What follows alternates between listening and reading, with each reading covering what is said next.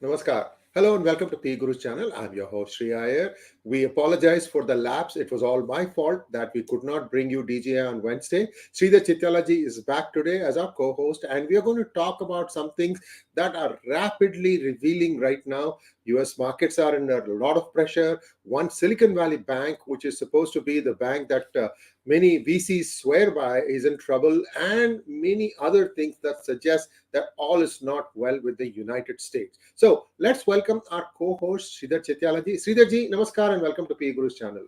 Namaskar. Good morning to everybody, and looking forward to an exciting Friday. And viewers, please like this video because we are going to give you 6 line items about the United States that will give you a lot of cause for concern. How this Biden administration has bungled its way through this thus far, and it's going to really make your hair stand up. First off, the markets. The markets are down yesterday. They were down yesterday by 500 odd points. Today, they have already, the futures are pointing to a further drop. Sridharji, take it away, sir. What is wrong with the markets now? Is it just a statement by Paul?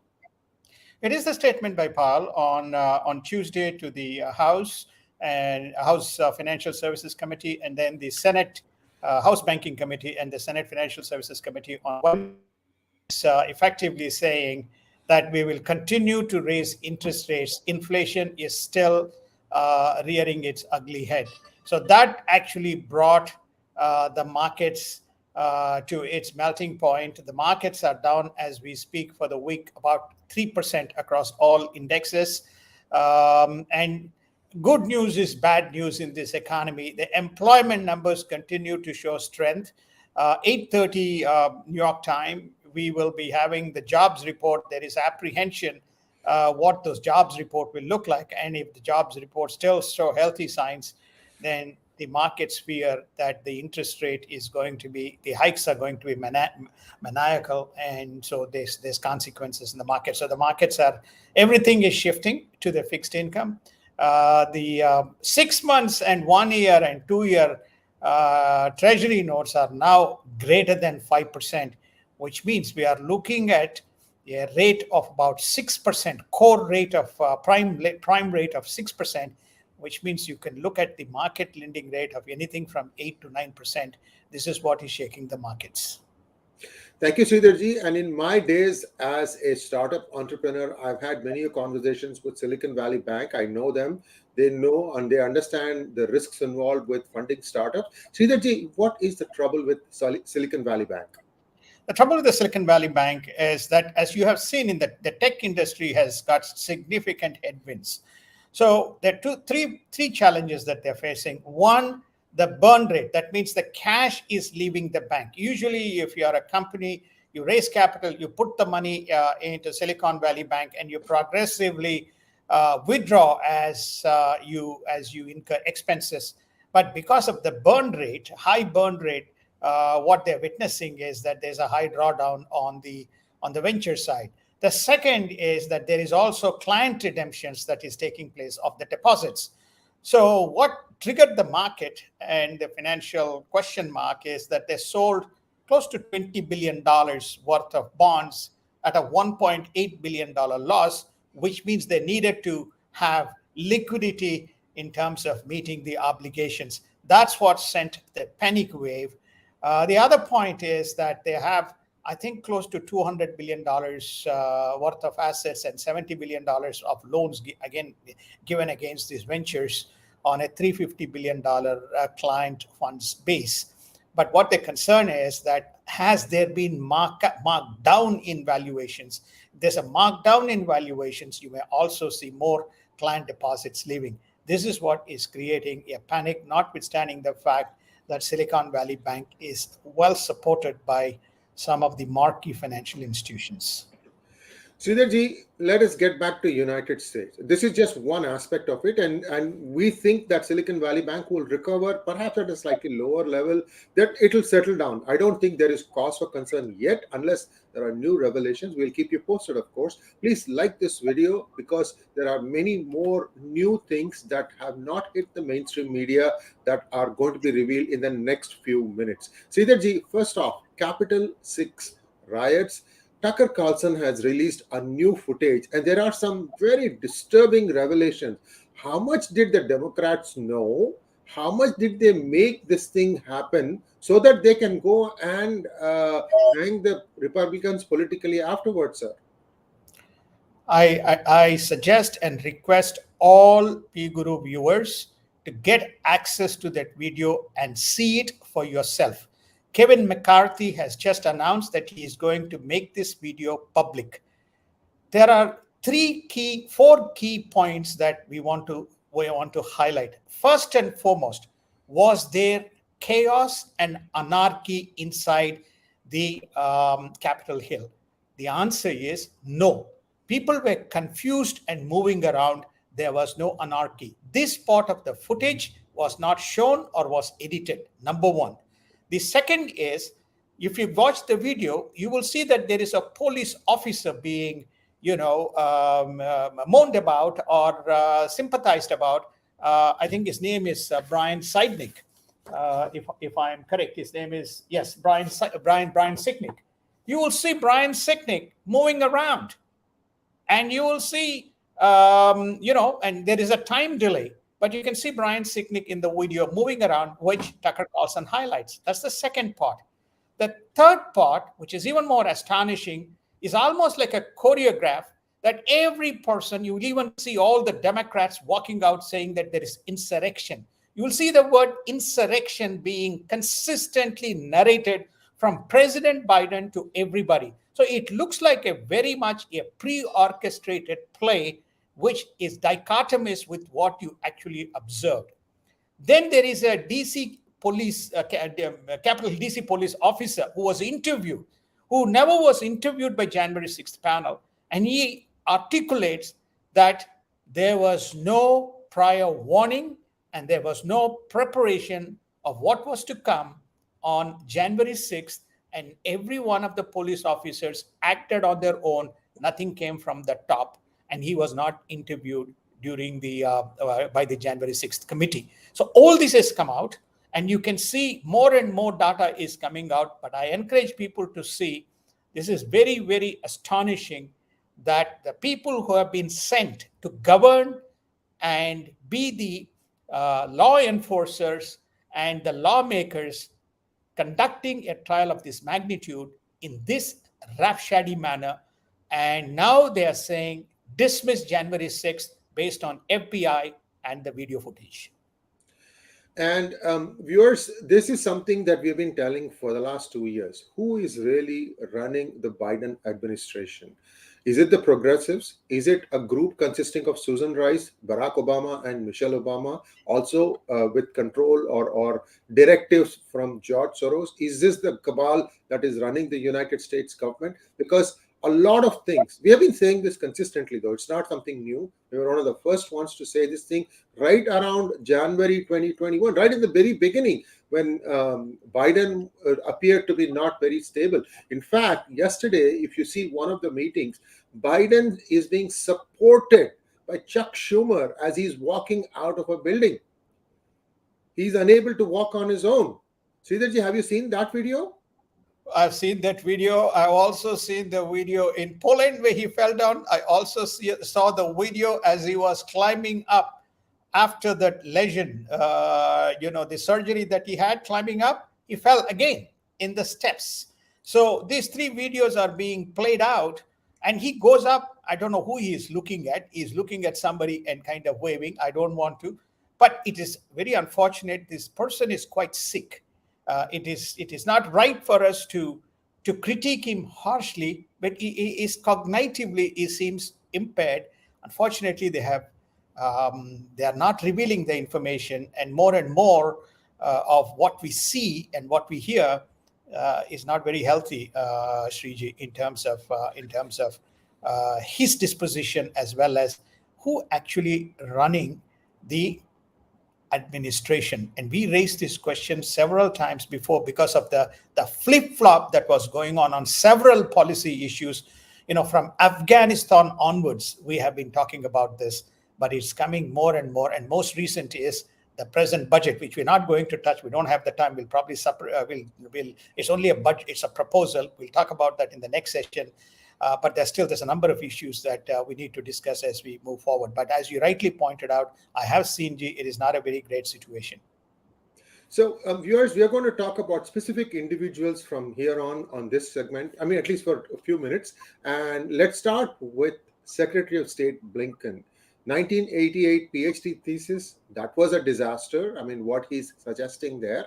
And now there is more coming his way. Sridharji, what's going on, sir? Well, the House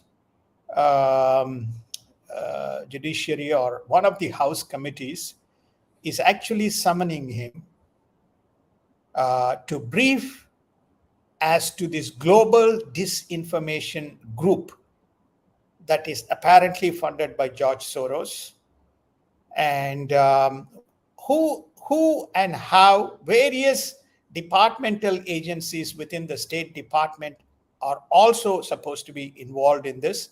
The first revelation came, when we talked about this 42,000 so-called entries who were supposed to be identified as the anti-BJP and anti-Hindutva or pro-Hindutva propagandists, and many of them were common Americans. So Yes. this, when they dig deeper, they find that this information group exists, and who is behind it? Is it George Soros who is behind it? This is what they want to know from Mr.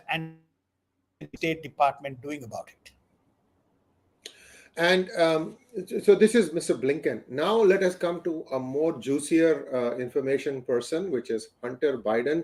And President Biden, the then Vice President Biden's links with Burisma, as well as one of the banks out of Ukraine. Sridharji, a lot more revelations coming from that direction too.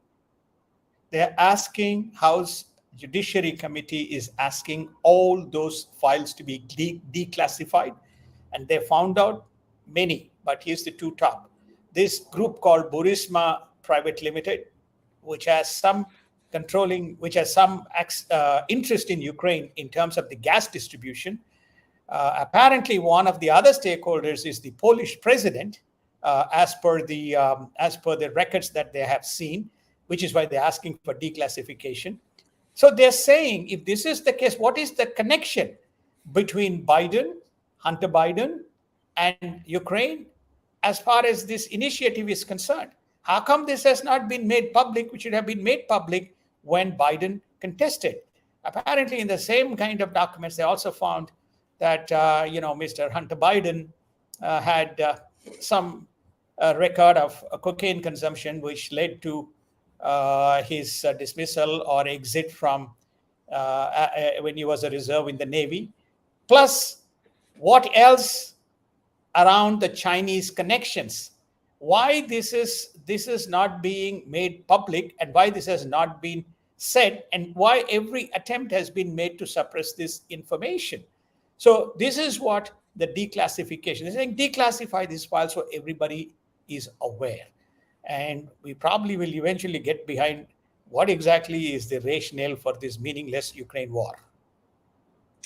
Now, Elise Stefanik wants to know from FBI on Hunter Biden laptop and Mar-a-Lago raid, and was Biden tipped off about the raid that was going to happen on his own house? Even though the DOJ is under the White House administration, they are not supposed to reveal these things, isn't it, Sridharji? They're not supposed to reveal, and FBI is supposed to act objectively. This is the reason why the Republicans, and even many now in the Democratic Party, are saying the entire government, or the various critical departments within the government, has been weaponized by the present administration, and they are using it against people, or using against anybody who is not aligning with the present thinking on all matters on policy. Yes, indeed, sir. And let us take a look at the next news item. I have a lot to cover. Former CDC Director says COVID-19 more likely came from Chinese lab leak. Sir, how many people have to say this thing? Why doesn't the Reverend Fauci, what is his name? The doctor? Fauci. Fauci. Why does he not want to admit the truth? How many more people do we need to stand up and say it came from Wuhan? Well, there's another declassification, that is being asked for. Dr. Robert Radfield has apparently, what went on during that period of time. What was the discussion? Why those discussions have been suppressed? Why it is not being revealed? Why the information that the COVID originated from Wuhan lab was vehemently suppressed by various departments, from going back from 2020 to 2022, when the truth is to the contrary. And here's Robert Radfield, who's saying that now, of course, you have Energy Department as well as the FBI confirming that it was an accidental leak, it was not an intentional leak, but it is. But Robert Radfield, as per the records, is very specific. He says when you look at the biology of the specimen of the virus, it seems to have patterns that resemble the 2019 virus that got leaked accidentally from Wuhan. And so therefore, if had Chinese given more information, we probably could have avoided a much more, we probably could have avoided the situation that we were in 2020, 2021, and 2022. But what is going to happen? Let us see. We're going to only get this confirmation. It's basically politics. The damage has already been done. Sir, the people involved with this are all getting actually, awards now. Emperor Xi is emperor for life. And Fauci roams free, still mouthing, I don't know, untruths, I guess. And nobody seems to be given the responsibility that you are responsible for doing this. That man knew what he knew. Why did he not come out and, it's just crazy, sir. I'm sorry, you want to say something, sir? I have to go to the next topic. Today we have a lot of stuff. Please go ahead, sir. No, I think I just want to say that I support and endorse your observations on this topic, why he was not held accountable. And he was quite abusive in terms of taking any accountability. Does Xi ever take any accountability? Take any accountability for anything, especially the Communist Party? No, they can do no wrong. And the Department of Homeland Security Secretary Alejandro Mayorkas says he needs more money to tackle the border, while senators contemplate sending army across the border to quell growing cartels violence. Sridharji, we have been talking about this. Again, one of the first ones to talk about the dangers of the raw material to create fentanyl being sent from China into Mexico. And now the cartels are fighting amongst themselves to get control of probably the most deadly drug that you can think of, fentanyl. Sridharji, now DHS Mayorkas wants to send troops across to Mexico to try and quell this. Why did he open the gates in the first place? And where is Kamala Harris? Yes. Shriji, I think Mayorkas says the money that he has is not enough. He has terminated all the people. He needs more money. The senators are saying this is one of the topics that we have not covered. 4 Americans got caught in the crossfire as they went across the border, were possibly tourists. 2 of them were killed in the crossfire between the various drug cartels, and 2 of them were held for ransom and then eventually got released. What they're saying is that all the problems ranging from drugs, illegal and migrants coming in, these other types of criminal rackets, all kinds of illegal activities that are going on is happening in cahoots with cartels. And so therefore, we should send the army right across and to deal with the cartels, and probably to some extent we will even halt the illegals coming in. So this is the senators who are bipartisan senators who are proposing this move, whereas Mr. Mayorkas is not talking about this. He wants more money from the government to deal with the border crisis. Next, we'll take a look at the appointment of Emperor Xi. He is now the 3rd time leader, next only to Mao Zedong.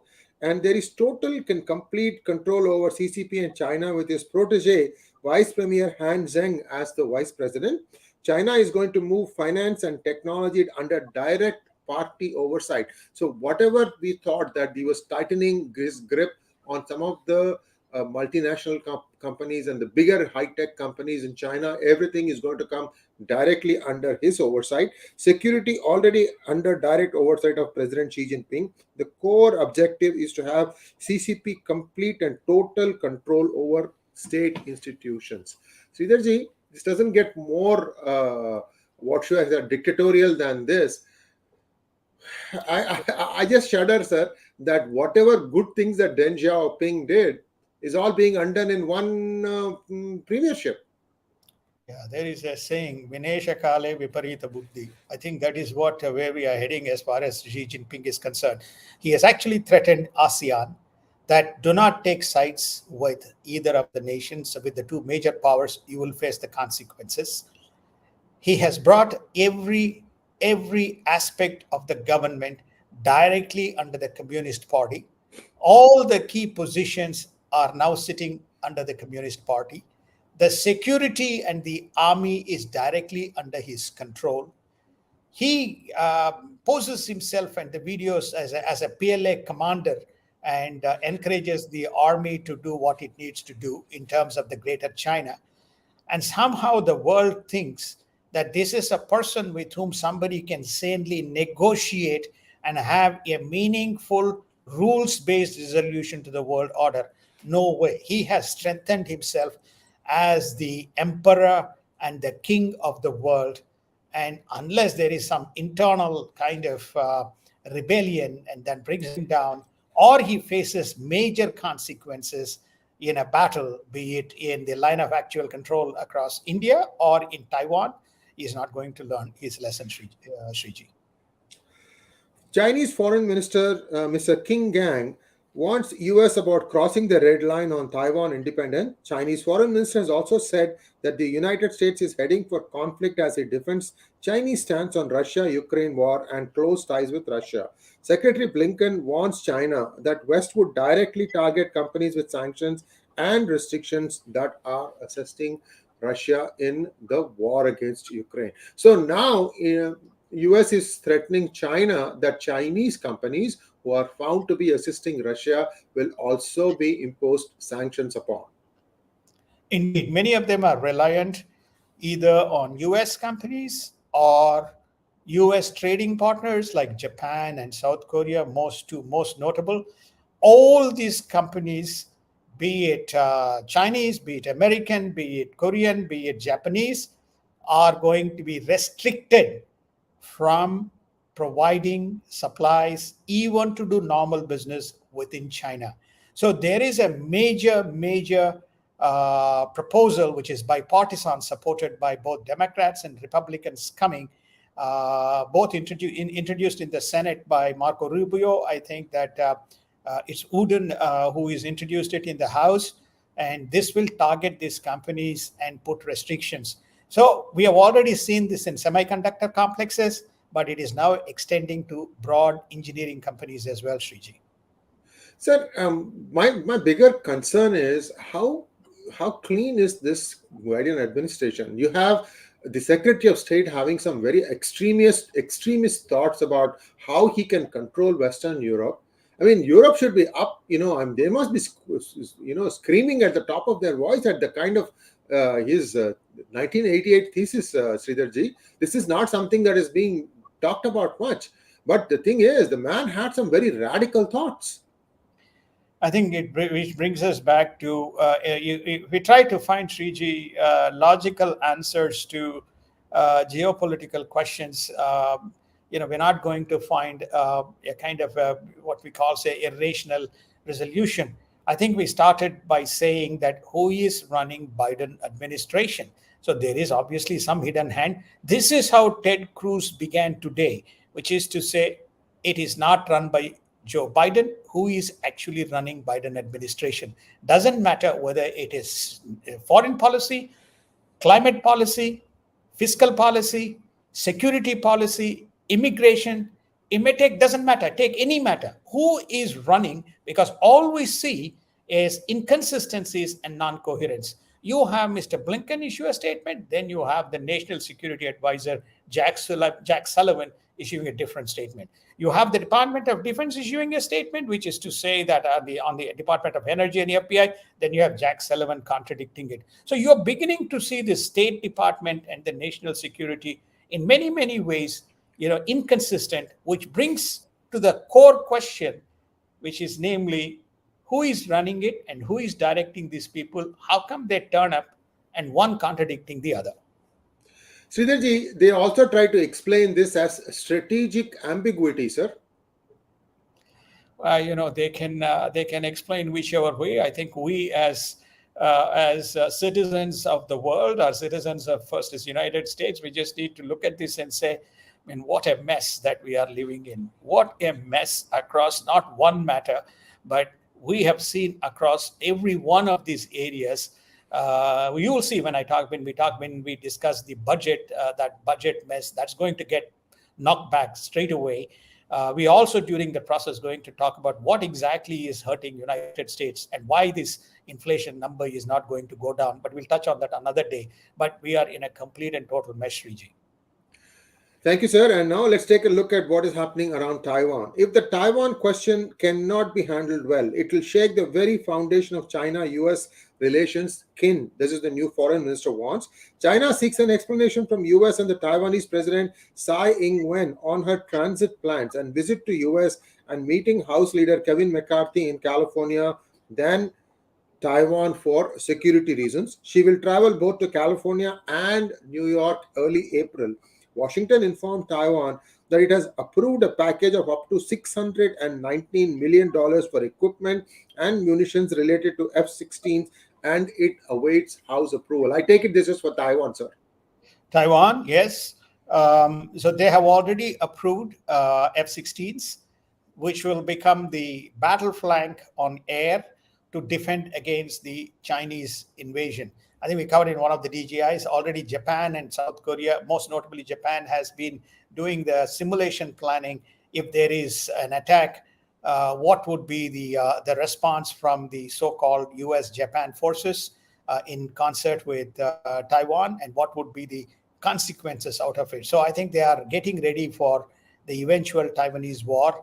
According to the reports, which others can validate, 2027 apparently is the main battle line. There is a special that has been set up within the Xi Jinping administration around how they will deal with Taiwan invasion and integration of Taiwan. So I think that everybody is getting ready. In the meanwhile, the Taiwanese president is making her rounds. She has been told that there will be catastrophic consequences if Kevin McCarthy lands in Taiwan. So he has decided not to travel to Taiwan, and he will meet the Taiwanese president as she enters United States in California before she makes her way into New York. So that decision has been, it's early April, whereas the Chinese are raising hue and cry and saying they want to know what exactly she wants to discuss and what is this transit plan in terms of meeting the House Majority Leader. Sridharji, Representative Gooden is going to be rolling out a measure to re-establish the DOJ's Trump-era China initiative. This will augment the Marco Rubio and Rick Scott Senate bill that would protect U.S. national interests and security threats. The White House offers support to U.S. Senate bill that could lead to complete ban of TikTok. China likely on NATO agenda for limitless Russia ties, says Lithuania. Sir, what India could accomplish in overnight to ban 132 Chinese-based software app, the US is still struggling, sir. That is the hard and reality of this whole thing. Dysfunctional democracy. We are living in a dysfunctional democracy in United States. At least now we have some hope with the divided government, with a razor-thin Senate majority to the Democrats, but more and more the middle Democrats are aligning with the Republicans in opposing any of these moves that are coming out from Biden. But for surprise, the Biden administration is now towing both House and Senate proposals, be it on Chinese companies, be it on TikTok, be it on... Its only thing is it has taken a long time for this to happen. It didn't happen when there was a unified government. Now they are saying that there's no way. So the acrimony or the antagonism between the Chinese and the US has now stepped up for reasons unknown, probably most notable reason being Chinese open alignment with Russia. If China had not aligned with Russia, what would be the situation in the US China relationship is hard to speculate and predict. But clearly, the Chinese aligning with Russia is clearly pushing the US, particularly the Biden administration, in a diametrically antagonistic manner, Sriji. Yes, indeed. And viewers, we are now going to start talking about India related news. Another request to like this video. This needs to go viral because, again, things that are not yet hitting the MSM, we're going to reveal a lot of stuff. To start with, Eric Garcetti, the embattled ambassador nominee to India, to have a Senate vote this week, 600 plus days after nomination.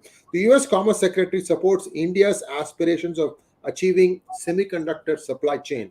Let's talk about Eric Garcetti, sir. Why did the Senate hold up for 600 days? This is a Democratic Senate. Basically, because both Democrats and Republicans opposed his chief of staff is supposed to have Rick Jacobs, I think, is supposed to have had misdemeanor and behavior with the chief of communications of Garcetti during his tenure. And he allowed this to not only happen, but to remain silent, cast aspersions on his character. And hence, both Democrats and Republicans held up and saying that this guy is not the right nominee. 600 plus days. Of course, we've been distracted by so many other things. India is supposed to be a strategic ally to United States, yet there's no ambassador. Very strange. US intelligence warns of risky confrontation between India and China at the line of actual control and reports that Prime Minister Modi will respond to any threats from across the border, unlike the past. Australia, India to collaborate on security matters in Indo-Pacific and expand bilateral cooperation. Prime Minister Modi raises attacks on Hindu temples by Khalistan activists across Australia. This is something that is new. And again, we cannot keep saying that Khalistan is getting funding from Pakistan anymore because Pakistan itself is bankrupt. I think Khalistan has found other places of funding. First of all, the mindset has to change. I don't understand why somebody who's actually Hindu has these kinds of extreme thoughts. That's just my 2 cents. Please go ahead. No, I think that effectively this is a U.S. intelligence report or U.S.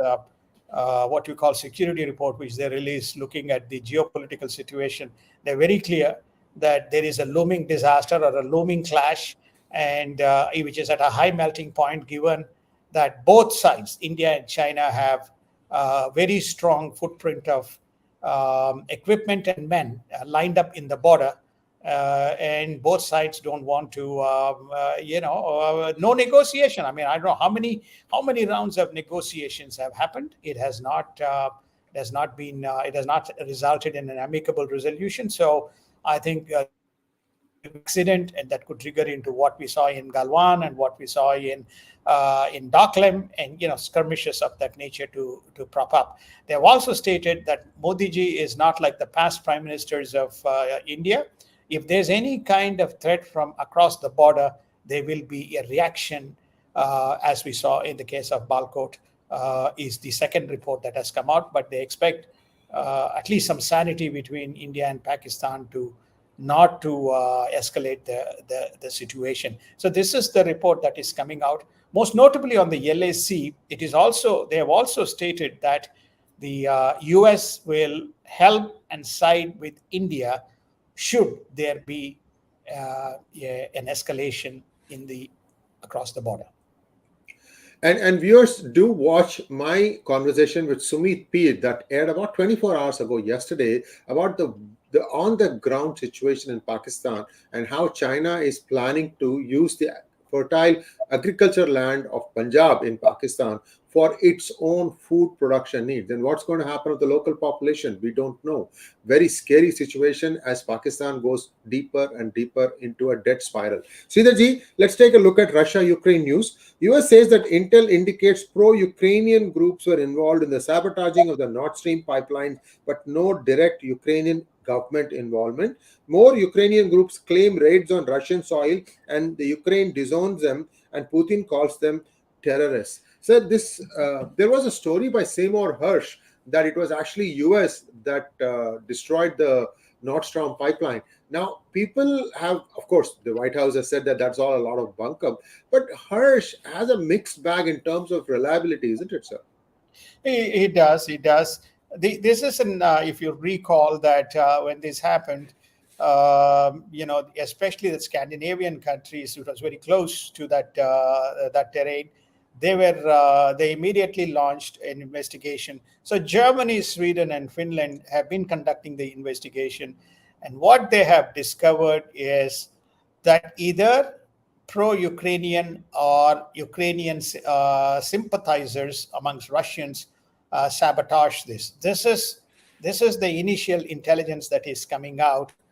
If that is the case, it's very worrying. And they're saying, it's got nothing to do with Ukraine. So it begs the question whether any of these people who have antagonistic Russian views, whether they sabotaged and tried to put the blame on the Russians.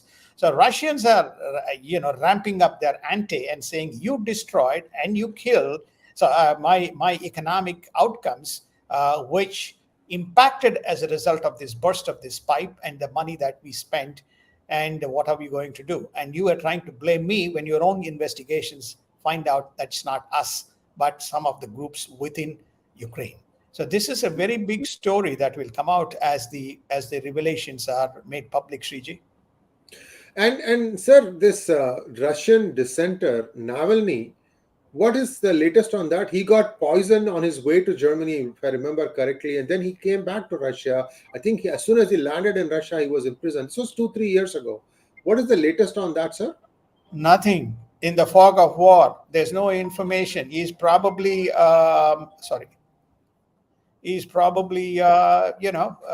suffering and going through, and soon we'll have information that comes. So we are now on an information blackout. Nothing has come out. The world is much more focused on what this situation between Russia, Ukraine, and some of this issue. So all these people, who were the rebels who were anti-Russian, what is happening to some anti-regime in Russia? What's happening to them? No information, Sriji. It's all kind of blacked out. There's also another, we touched on last DGI, but to recap, there's another rumor that there's also a lot of, much more right-wing Russians who are not satisfied with Putin, and they are trying to see whether there is intelligence says that whether there is a coup possible in Russia, which may even push Russia towards a more aggressive situation. If you have not followed, we saw in the last 24 hours hypersonic missiles and attacks launched by Russia into Ukraine, causing damage to a large segments of infrastructure, including death of about 6 civilians. Yes, indeed, sir. Thank you so much. And now the most important thing, Middle East news. As the Iranian nuclear program intensifies, IAEA inspectors rush to put an inspection program. US and Israel are wary. And Israel Prime Minister reserves the right to do preemptive launches against Iranian nuclear installations as deterrence. Before I proceed further, viewers, I want to give you a heads up. There's going to be a conversation with Desh Kapoor of Drishtikon tomorrow, most likely around 10 o'clock or 11 o'clock in the morning. We will release that conversation because that talks about the origins of the Iranian atomic enrichment program. Where did they start? It all goes back to one Gangotri, guys, and I don't want to tell you where that Gangotri resides, but do watch that program. It talks about North Korea, China, Pakistan, Iran, and one other country that you're going to be surprised as to how this country got involved in all this stuff. So, Sridharji, take it away, sir. Well, I think we are looking at the flashpoints of the world. The IAEA got involved because they found enriched uranium activity going on in Iran. So they wanted to de-escalate the situation. All of a sudden, when the world is lost, you saw this regime engaging with IAEA, engaging with Iran to put cameras and other kinds of things. Israel is very closely watching the situation, and Israel has said that you can go on doing what you want, but we have much stronger intelligence. We reserve the right to launch preemptive strikes and take out By the way, they also did a raid on the Aleppo airport and took out much of the Aleppo airport about 3-4 days ago because of a lot of Iranian surrogates as well as the Hezbollah issues in terms of equipment being sent from there into West Bank. Well, that brings us to a close of today's DGI. Please like, share, and subscribe to our channel. Don't forget to click on the bell button for notifications. Do we have any questions? I don't think so. I thought there was one or two, but I think most of them have been answered in the course of our conversation today, Sridharji. As always, sir, a pleasure listening to you. And there's one question here. Rahul Rathod wants to know, can Indian economy become 3.7 trillion USD in 2023 and 4 trillion USD in 2024? Your thoughts on it, sir? FY23, March 31st, which India will cross $3.5 trillion as FY23 is, I think it's April 1st to March 31st. The growth for the projected growth for Indian economy for FY24 is about 6.2%. So India will add, probably another 200 to 220 billion in the FY24 calendar year, which means it will take it somewhere close to 3.75 to 3.8 trillion as Modi ji enters elections in FY24.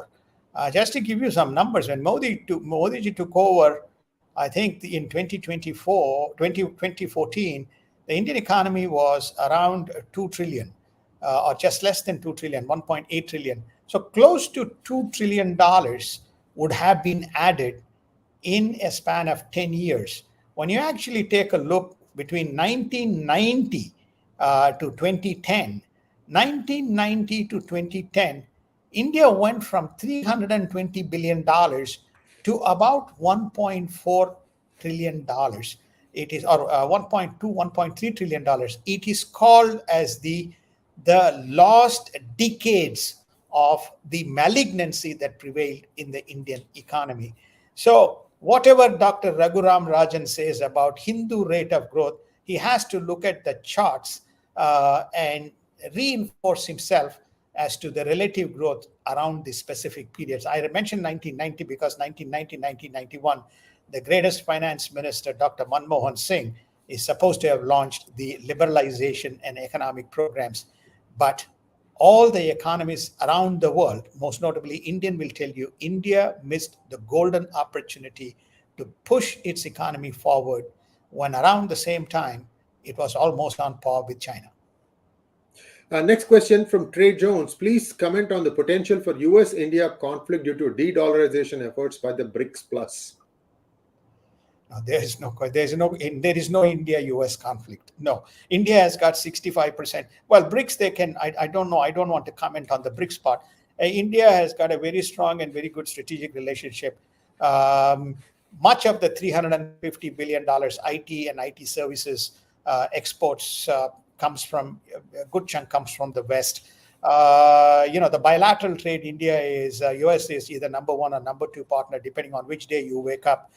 They have strategic arrangements around the cyber security, the supply chains on the semiconductor complexes.